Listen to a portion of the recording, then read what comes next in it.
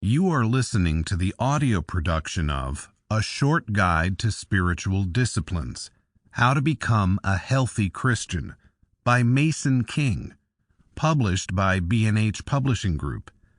This book is read by Brian P. Craig. Dedication: Piper, Shepherd, and Posey.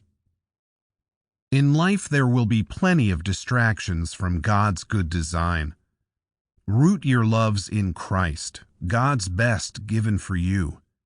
This is the great work of your life, that you might become who He has made you to be, and image His goodness to the world. Make your home next to the river of God's love. I'm proud of you, and I will always love you more than you know. Dad. Birdie, I love you. I am more grateful every year for the life we have together.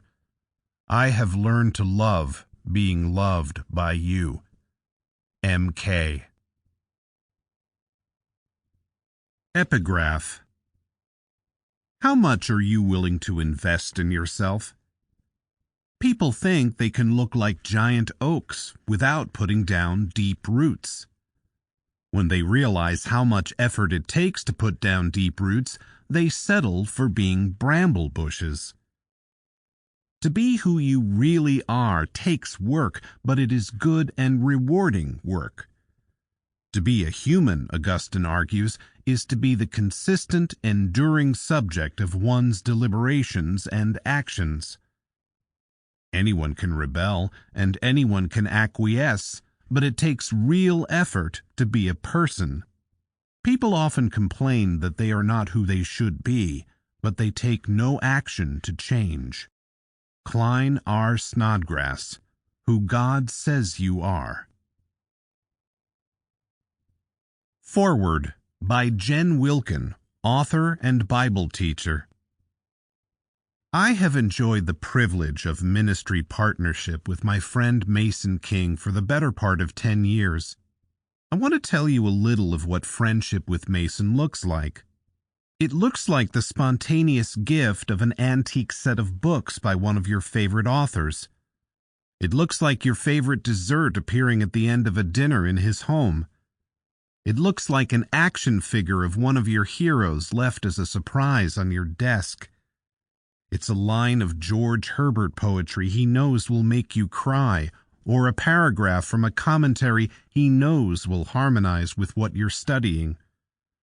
You don't really remember when you told him you liked Dickens, or cinnamon ice cream, or poetry, or that you were studying atonement theory, but he remembers anyway, because when he's with you, you have the best gift of all, his full attention.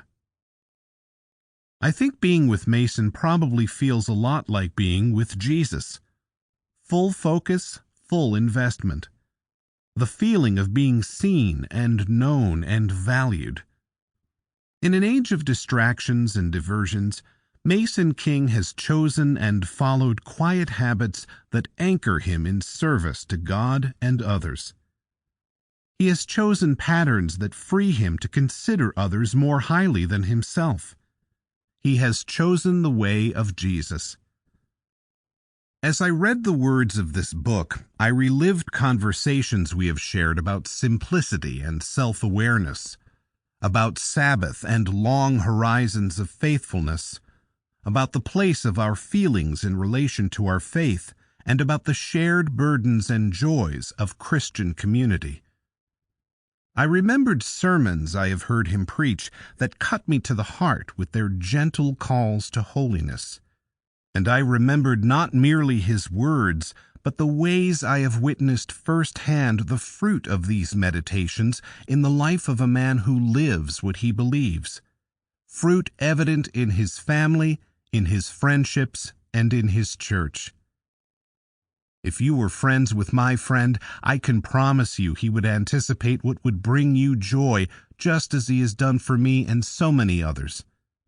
But even if you never know him personally, that is exactly what he is giving you in the pages of this book. A life patterned on the way of Jesus is a life of joyful discipline. Sample complete. Ready to continue?